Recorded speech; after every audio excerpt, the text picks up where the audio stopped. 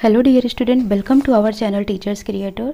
Dear students, ये आपका है educational guidance and counselling subject है आपका, ठीक है। और B Ed second year Chhatrapati Shivaji Maharaj university Kanpur university के बच्चों के लिए है। ये पेपर 4 है, ऑब्जेक्टिव पेपर का होने वाला है। तो उसके बेस पर ये कुछ इंपॉर्टेंट्स ऑब्जेक्टिव हैं जिनको मैं एक बेहतरीन ट्रिक के साथ कराऊंगी ताकि आपको याद हो जाए, इसमें कोई प्रॉब्लम ना आए।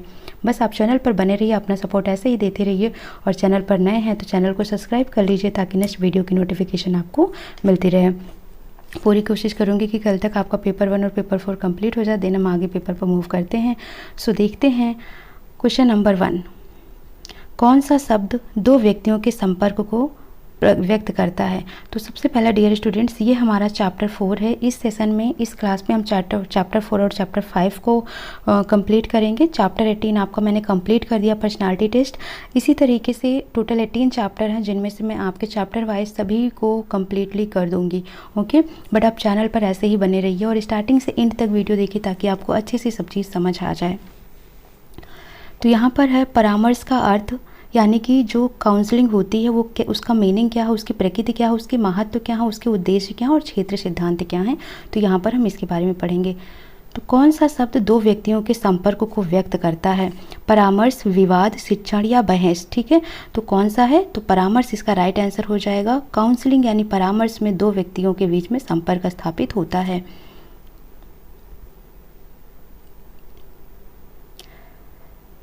क्वेश्चन नंबर 2 है, साक्षात्कार के समान परामर्श में आमने सामने का, व्यक्ति से व्यक्ति का संपर्क होता है, यह कथन किसने कहा? जिस तरीके से साक्षात्कार का मतलब हो गया इंटरव्यू, जिस तरीके से इंटरव्यू में एक दूसरे सामने बैठकर हम अपनी बातों को एक दूसरे से शेयर करते हैं, बातचीत करते हैं, वार्तालाप करते हैं, उसी तरीके से साक्षात्कार के समान ही परामर्श में आमने सामने बैठकर व्यक्ति से व्यक्ति का संपर्क बनता है।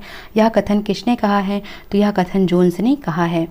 परामर्श के संबंध में कौन सा तथ्य सही है? दो व्यक्ति का संपर्क, दोनों के बीच विचार विमर्श, प्रशिक्षित एवं अनुभवी व्यक्ति या उक्त सभी। तो परामर्श के संबंध में कौन सा तथ्य सही है? उपयुक्त सभी, यानी यह दो व्यक्तियों के बीच का संपर्क भी है, दोनों के बीच विचार विमर्श भी होते हैं और प्रशिक्षित और अनुभवी व्यक्ति के बीच में ही परामर्श होता है। यानी कि काउंसलिंग जो अनुभवी एक्सपीरियंस लोग होते हैं, एजुकेटेड लोग होते हैं, वही एक दूसरे को इसको समझा पाते हैं, ठीक है। तो यहाँ पर उपरोक्त सभी इसका राइट आंसर हो जाएगा। किसमें व्यक्ति की समस्याओं का समाधान नहीं किया जाता बल्कि उसे अपनी समस्या का समाधान करने में सहायता दी जाती है, ठीक है। मतलब व्यक्ति की समस्याओं का हम समाधान नहीं करते हैं, जो भी उसकी प्रॉब्लम है उसको हम टोटली सॉल्व नहीं करते हैं, लेकिन कैसे उसको अपनी समस्या का समाधान करना है उसको केवल हम हेल्प देते हैं, सपोर्ट करते हैं। तो ये हम किस में करते हैं? परामर्श में, काउंसलिंग में करते हैं कि वो कहाँ पर अटक रहा है, कहाँ पर उसकी क्या प्रॉब्लम है, वहाँ पर उसको समझाया जाता है। तो उसको काउंसलिंग परामर्श दिया जाता है। किसके अनुसार परामर्श का उद्देश्य व्यक्ति को अपनी समस्याओं के स्वयं समाधान की योजनाओं में सहायता देना होता है, ठीक है। तो किसके अनुसार, यह किसने कहा है? तो यह कहा है हार्डी ने। हार्डी ने कहा कि परामर्श का उद्देश्य व्यक्ति को अपनी समस्याओं के स्वयं समाधान की योजनाओं में सहायता देना होता है, यह हार्डी ने कहा। किसने कहा? हार्डी ने कहा। हार्डी बहुत ही हार्ड है, ठीक है। मतलब मैंने आपसे हेल्प मांगी, आपने मेरा हेल्प करने से मना कर दिया, आपने बोला अपनी समस्या है उसका समाधान स्वयं निकालो, ठीक है। तो याद रखना, हार्डी ने कहा अपनी समस्याओं के स्वयं समाधान की योजना को परामर्श कहते हैं। हार्डी ने परामर्श के कितने उद्देश्य दिए हैं? तो अगर हम हार्डी के अकॉर्डिंग देखते हैं तो इन्होंने परामर्श के 3 उद्देश्य दिए हैं। प्रश्न नंबर 7 है, परामर्श का उद्देश्य छात्रों को अपनी समस्याओं का समाधान करने में इस प्रकार सहायता देने के अवसर प्रदान करता है जिससे कि किसी प्रकार की सहायता के बिना समस्याओं का समाधान करने की उनकी योग्यता का विकास हो जाए। यह कथन किसने कहा? अब समझो इसको, पहले ध्यान से समझना। परामर्श का उद्देश्य छात्रों को अपनी समस्याओं का समाधान करने में इस प्रकार सहायता देने का अवसर प्रदान करता है, ठीक है। जो परामर्श हम काउंसलिंग देते हैं बच्चों को, इसका जो उद्देश्य है, इससे बच्चे अपनी समस्याओं को समाधान कर लेते हैं और उनको यह अवसर प्रदान करते हैं जिससे कि वो किसी की हेल्प लिए बिना ही अपनी समस्याओं का समाधान करने की योग्यता का वो विकास कर लें।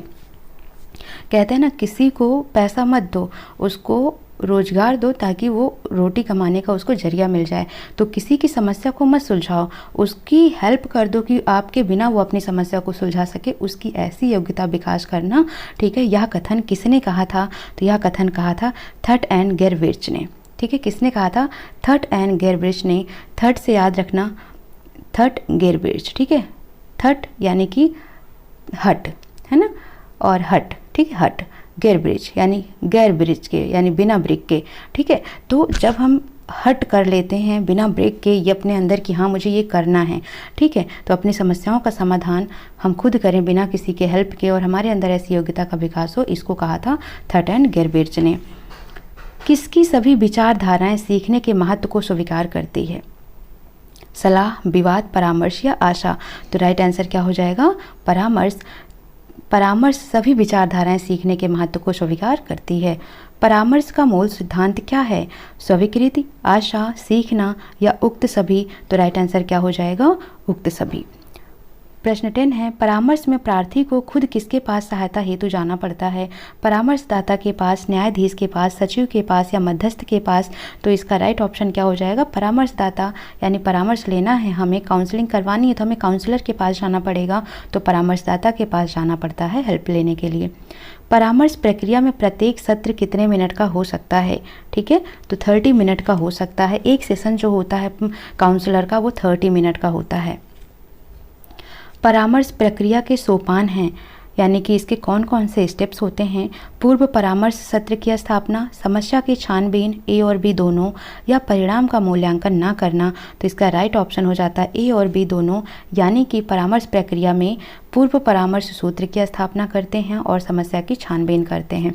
यानी बच्चे में प्रॉब्लम्स क्या है, किस चीज़ को लेकर उसमें इतनी ज़्यादा प्रॉब्लम्स हो रही हैं, ठीक है, और उससे पहले हम क्या करते हैं, एक सत्र की स्थापना करते हैं, एक सेशन निकालते हैं जिसमें परामर्श की प्रक्रिया को कंप्लीट किया जाए। ठीक है, किसको निर्देशनवादियों का हृदय कहा जाता है? परामर्श को, निर्देशन को, परिणाम को या अवसर को? तो किसको कहा जाता है? परामर्श को ही। गाइडेंसवादियों, यानी जो गाइडेंस देते हैं ना, गाइडेंस का हर्ट किसे कहा जाता है? निर्देशनवादियों का हर्ट परामर्श को ही कहा जाता है। 14 नंबर, बालक के किस संतुलन को बनाए रखने के लिए परामर्श बहुत आवश्यक है? व्यक्तित्व, बौद्धिक, भावनात्मक या उक्त सभी? तो इसका राइट ऑप्शन हो जाएगा आपका उक्त सभी। ठीक है, क्या होगा? उक्त सभी इसका राइट आंसर हो जाएगा। यानी कि उसके व्यक्तित्व को, उसके बौद्धिक को, यानी उसके इंटेलेक्चुअल, फिजिकल, इमोशनल, हर तरीके से डेवलपमेंट, उसके बैलेंस को बना के रखने के लिए ही परामर्श की काउंसलिंग की ज़रूरत पड़ती है। प्रश्न नंबर 15 है, वर्तमान समाज किस रूप से अत्यंत जटिल हो गया है जिसके कारण परामर्श का महत्व और बढ़ गया है? ठीक है, तो आर्थिक, सामाजिक, धार्मिक या उपयुक्त सभी? तो इसका राइट आंसर क्या हो जाएगा? उपयुक्त सभी। यानी कि हमारा जो समाज बहुत ही जटिल हो गया है जिसके कारण परामर्श का महत्व बढ़ गया है, तो ये सभी इसके रूप हैं जिसकी वजह से इसका महत्व बढ़ गया है। किसके बिना विद्यालय से संबंधित निर्देशन कार्यक्रम को सुचारू रूप से संपन्न नहीं किया जा सकता है? ठीक है, यानी कि विद्यालय के कोई भी कार्य को संपन्न रूप से चलाना है तो किसकी ज़रूरत पड़ती है? परामर्श की, व्यावसायिकता की, व्यक्तिगता की या नीरसता की? तो इसका राइट आंसर हो जाएगा परामर्श की। परामर्श किस कार्यक्रम का एक अत्यंत महत्वपूर्ण है? निर्देशन का, छानबीन का, अनुकरण का या सहयोगिता का? तो ये आपका राइट ऑप्शन हो जाएगा निर्देशन का। यानी गाइडेंस का काउंसलिंग एक ही बहुत इंपॉर्टेंट अंग होता है, पार्ट होता है। ठीक है, तो काउंसलिंग के बगैर गाइडेंस नहीं हो पाती है, तो यही बोला जा रहा है कि निर्देशन का एक महत्वपूर्ण अंग होता है परामर्श। प्रत्यक्ष रूप से समस्या का समाधान किसके पक्ष में रखा जाता है? प्रार्थी के पक्ष में, परामर्शदाता के रूप में, ए और बी दोनों के, या फिर न्यायकर्ता के रूप में? तो राइट ऑप्शन हो जाएगा प्रार्थी, क्योंकि परामर्शदाता तो परामर्श अपनी काउंसलिंग करके अपना ज्ञान देता है, अपनी बातें बताता है कि किस तरीके से करना चाहिए, राय देता है, सलाह देता है। ठीक है, प्रत्यक्ष रूप से समस्या का समाधान किसके पक्ष में रखा जाता है? तो परामर्शदाता के सामने रखा जाता है। किसके पक्ष में रखा जाता है? प्रार्थी के पक्ष में रखा जाता है। राइट ऑप्शन हो जाएगा ए। परामर्श साक्षात्कार विधि के द्वारा किसी व्यक्ति को अपनी समस्याओं का समाधान करने में सहायता देने की प्रक्रिया है। यह विचार किसकी है? वेदनायगम की, रॉबिन्सन की, बोल्डिन की या जोन्स की? तो यह प्रक्रिया किसकी है? यह प्रक्रिया है बोल्डिन की। ठीक है, यानी परामर्श साक्षात्कार विधि के द्वारा किसी व्यक्ति को अपनी समस्याओं का समाधान करने में सहायता देने की प्रक्रिया, यह कथन किसने कहा? बोल्डिन ने कहा। परामर्श की विचारधारा है, निर्देशीय परामर्श, समन्वित परामर्श, अनिर्देशीय परामर्श या उक्त सभी। तो राइट ऑप्शन हो जाएगा उक्त सभी, यानी कि परामर्श की विचारधारा में निर्देशीय, समन्वित, अनिर्देशीय सभी परामर्श आते हैं। एक अच्छे परामर्शदाता का कार्य क्या होता है, यानी कि एक अच्छे काउंसलर का कार्य क्या होता है? पर्सनल, मतलब एक पर्सनल परामर्श देना, पर्सनली काउंसलिंग करना, ग्रुप में काउंसलिंग करना, समन्वय, कोऑर्डिनेशन बिठाना उनके बीच में, ठीक है। तो ये सभी ही होता है, तो राइट ऑप्शन हो जाएगा इसका सभी, ठीक है। कौन अपने कार्यों और सेवाओं द्वारा छात्र, परिवार, शिक्षकों, प्रधानाचार्य एवं चिकित्सकों के मध्य समन्वय स्थापित करने का कार्य करता है? तो राइट ऑप्शन इसका हो जाएगा परामर्शदाता, यानी जो काउंसलर होता है वही सबके बीच में एक कोऑर्डिनेशन स्थापित कर पाता है, एक समन्वय स्थापित कर पाता है। परामर्श का संबंध किससे होता है, यानी काउंसलिंग का संबंध किससे होता है? एक व्यक्ति, एक वकील, एक न्यायाधीश, एक व्यक्ति या प्रार्थी से। तो राइट ऑप्शन क्या हो जाएगा? अब तक तो आपको क्लियर हो गया होगा, एक व्यक्ति से, ठीक है। परामर्श का संबंध किससे होता है? एक व्यक्ति से होता है। परामर्शदाता का गुण है, क्वालिटी क्या है उसकी? गहरा विशिष्ट ज्ञान, अच्छी आधार शक्ति, विवेकशीलता या उक्त सभी। तो राइट ऑप्शन क्या हो जाएगा? उक्त सभी इसका राइट आंसर हो जाएगा। यानी जो काउंसलर होता है उसमें डीप नॉलेज होनी चाहिए, ठीक है, बहुत ही अच्छी पावर होनी चाहिए, मतलब बेसिक नॉलेज, और थोड़ा सा पेशेंस होना चाहिए उसके अंदर, ये सभी क्वालिटी होनी चाहिए काउंसलर के अंदर। एक अच्छे परामर्शदाता की विशेषता है उचित प्रशिक्षण, साधनों का ज्ञान, छात्रों में रुचि या उक्त सभी। तो इसका भी राइट आंसर क्या हो जाएगा? उक्त सभी। गतिशीलता किस भाषा का शब्द है? ग्रीक का, जर्मन का, रोमन का, या इनमें से कोई नहीं? तो गतिशीलता जो है ये ग्रीक शब्द का, ग्रीक भाषा का एक शब्द है। मनुष्य अपनी किस सोच के कारण जातीय, विदेश, क्षेत्रीय भावना, ऊंच नीच, राष्ट्रीय हित की अनदेखी या उपेक्षा करता है? तो किसके कारण करता है? विस्तृत, संकुचित, श्रेष्ठ या निम्न। तो इसका राइट आंसर क्या हो जाएगा आपका? हो जाएगा वी, यानी कि संकुचित, ठीक है। मनुष्य अपनी संकुचित छोड़ के, नैरो माइंडेड कहते हैं ना, बहुत ही नैरो माइंडेड बंदा है, यानी कि नैरो माइंडेड सोच जब किसी की हो जाती है, बहुत ही संकुचित छोटी सोच हो जाती है, तो उसी के कारण ही उसमें ये सारी हीन भावनाएं आ जाती हैं, ठीक है। तो इस तरीके से चैप्टर 4 के हमने 27 क्वेश्चंस कर लिए। अब हम चैप्टर 5 के करेंगे टोटल 30 क्वेश्चंस, ठीक है। परामर्श के प्रकार, टाइप ऑफ काउंसलिंग, यानी इसके आधार पर हम इसमें कुछ क्वेश्चंस करेंगे। परामर्श की मुख्य रूप से कितनी प्राविधियां हैं, यानी कितने प्रकार का काउंसलिंग होता है? तो काउंसलिंग आपका याद रखना 3 प्रकार का होता है। निम्नलिखित में से कौन सी परामर्श की विचारधारा नहीं है? निर्देशीय परामर्श, अनिर्देशीय, समन्वित या आंकिक। तो ये तीनों तो हमने पढ़ लिया था पहले भी, तो क्या नहीं होगा? डी इसका राइट आंसर हो जाएगा, यानी कि परामर्श की विचारधारा में आंकिक परामर्श नहीं आता है। निर्देशीय परामर्श विचारधारा के प्रवर्तक कौन है? किसके? निर्देशीय की बात कर रहा है, तो निर्देशीय परामर्श विचारधारा के प्रवर्तक हैं यहाँ पर विलियमसन, याद रखना, ठीक है। निर्देशीय परामर्श में किसको अत्यधिक महत्व प्रदान किया जाता है? परामर्श प्रार्थी को, परामर्शदाता को, समन्वय को या लेखक को? तो राइट आंसर आपका हो जाएगा यहाँ पर परामर्शदाता को। निर्देशीय परामर्श नाम है, जो निर्देश दे रहा हो, गाइड दे रहा हो आपको, तो इसमें सबसे अधिक महत्व हम किसको देंगे? परामर्शदाता को, काउंसलर को ही देंगे, है ना। किस प्रविधि में परामर्शदाता परामर्श प्रार्थी का पूर्ण रूपेण मार्गदर्शन करता है? समन्वित, अनिर्देशीय, निर्देशीय या इनमें से कोई नहीं? तो राइट ऑप्शन आपका हो जाएगा निर्देशीय परामर्श, यानी कि जो गाइडेंस काउंसलिंग होती है इसमें पूर्ण रूप से उसको उसका टोटल पथ प्रदर्शन, मार्गदर्शन, पूरी गाइडेंस दी जाती है, तो वो किस में होता है? निर्देशीय परामर्श में। परामर्शदाता किसके फलस्वरूप समाधान हेतु अच्छी सलाह नहीं दे सकता है? अधिक योग्य होने के फलस्वरूप, प्रशिक्षित, अनुभवी होने या घूस लेने के, ठीक है। तो राइट ऑप्शन आपको दिख ही रहा है, जो नेगेटिव थॉट्स लेके आ रहा है, क्या है? घूस लेना। तो परामर्शदाता घूस लेने के समाधान हेतु अच्छी सलाह नहीं दे सकता है। परामर्श प्रक्रिया में निर्णय कौन लेता है? कौन लेता है निर्णय? बताओ आप। परामर्शदाता, परामर्श प्रार्थी, ए और बी दोनों या केवल बी? तो आपका राइट आंसर हो जाएगा इसमें ए, यानी कि जो परामर्शदाता है वही डिसीजन लेता है, जो काउंसलर है वही डिसीजन लेता है। परामर्श की प्रक्रिया में कौन कम क्रियाशील होता है? परामर्शदाता, लेखक, परामर्श प्रार्थी या न्यायाधीश? तो याद रखना कि इसमें सबसे कम जो क्रियाशील होता है वो होता है परामर्श प्रार्थी, क्योंकि वो काउंसलर की बातों को मानता है, उसको सुनता है, तो ये इसमें कम क्रियाशील होता है, केवल काउंसलर ही इसको सब कुछ समझा रहा होता है। निर्देशीय परामर्श के लिए चरण या सोपान किसने बताया है? ठीक है, यानी जो निर्देशीय परामर्श है इसके कितने स्टेप होते हैं यह किसने बताया है, विलियमसन ने, डॉर्ल ने, हॉल ने, ए और बी दोनों ने। तो इसका राइट आंसर हो जाएगा डी, यानी कि विलियमसन एंड डॉर्ल ने। ठीक है, तो निर्देशीय परामर्श दिया किसने, विलियमसन ने, लेकिन इसके चरण किसने बताए, तो विलियमसन और डॉर्ल दोनों ने मिलकर बताए। निर्देशीय परामर्श के चरण या सोपान नहीं है, तो क्या नहीं है इसके चरण या सोपान, संश्लेषण, विश्लेषण, फलानुमान, वाक्पटुता। तो नाम से ही आपको क्लियर है, चतुराई, वाक्पटुता, ये इसका सोपान नहीं है। संश्लेषण करना, छोटी छोटी चीज़ों में तोड़ना, उसकी जानकारी करना, फिर उसको एक साथ इकट्ठा करके उसका विश्लेषण करना, फलों का अनुमान लगाना, यानी कि क्या इसका रिजल्ट होगा, लेकिन वाक्पटुता इसका सोपान नहीं है। कौन सा परामर्श बालक के व्यक्तित्व के संवेगात्मक पक्ष की अपेक्षा बौद्धिक पक्ष पर अधिक बल देता है। संवेगात्मक का मतलब होता है इमोशंस, उसके जो अंदर के ज्ञान हैं, ठीक है, उनसे ज़्यादा उसके इंटेलेक्चुअल पक्ष पर बल देता है, वह परामर्श कौन सा कहलाता है। तो ये आपका ऑप्शन है अनिर्देशीय परामर्श, निर्देशीय परामर्श, समन्वित परामर्श या कल्पित परामर्श।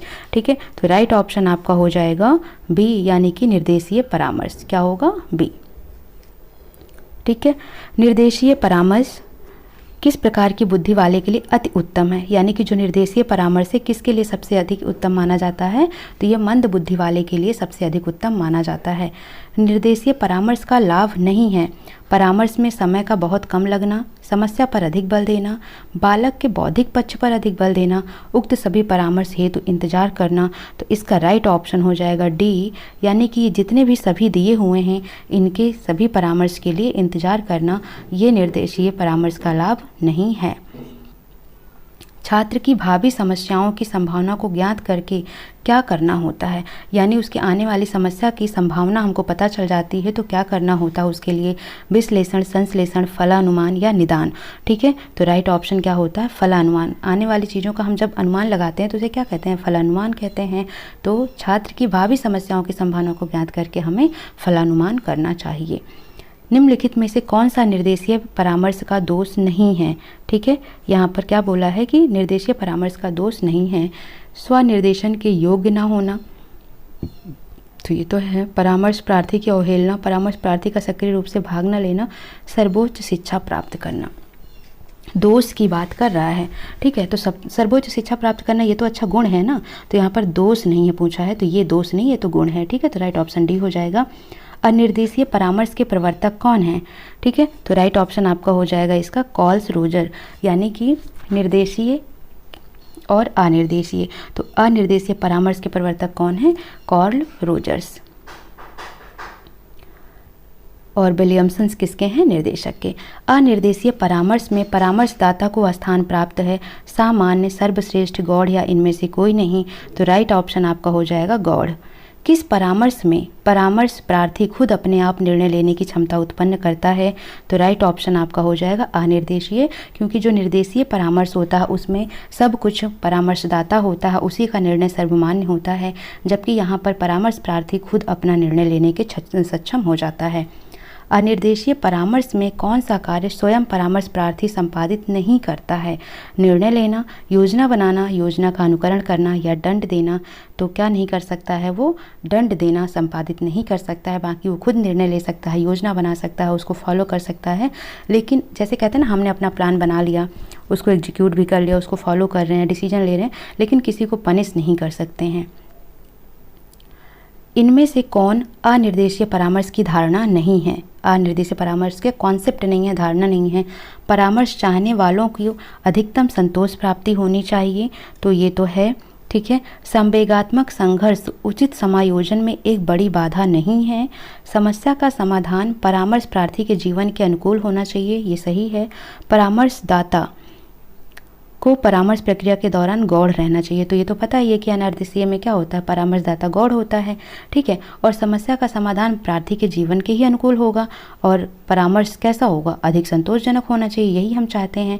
तो राइट ऑप्शन क्या हो जाएगा, बी, यानी कि संवेगात्मक संघर्ष उचित समायोजन में एक बड़ी बाधा नहीं है, यह अनिर्देशीय परामर्श की धारणा नहीं होती है। उपबोधक द्वारा वार्ता को चुपचाप बिना किसी टिप्पणी के धैर्यपूर्वक सुनने को कौन सी प्रविधि कहते हैं? मौन धारण प्रविधि, स्वीकृति विधि, पुनरावृत्ति प्रविधि या स्पष्टीकरण प्रविधि। तो क्या कहते हैं इसको? मौन धारण प्रविधि। बिना कुछ बोले ही चुपचाप सुनते जा रहा है तो ये मौन धारण प्रविधि कहलाता है। मौन धारण प्रविधि में कौन उपबोध को अधिक बोलने के लिए प्रेरित करता है? ठीक है, तो उपबोध को अधिक बोलने के लिए कौन प्रेरित करता है? समन्वयक, निर्देशक, उपबोधक या परामर्शकर्ता। तो राइट ऑप्शन आपका क्या हो जाएगा इसका? यानी कि उपबोधक, ये सबसे ज़्यादा बोलने को उसको बोलता है। ठीक है, अच्छा है, आदि शब्दों का प्रयोग किस प्रविधि में होता है? स्पष्टीकरण प्रविधि, मान्यता प्रदान करने की प्रविधि, पुनरावृत्ति प्रविधि या स्वीकृत प्रविधि में। तो इसका राइट आंसर हो जाएगा डी, यानी कि स्वीकृति प्रविधि में। ठीक है, अच्छा है, आदि शब्द का प्रयोग किया जाता है। किसके लिए स्पष्टीकरण आवश्यक है? उपबोधक के लिए, उपबोध के लिए, दोनों के लिए, किसी के लिए नहीं।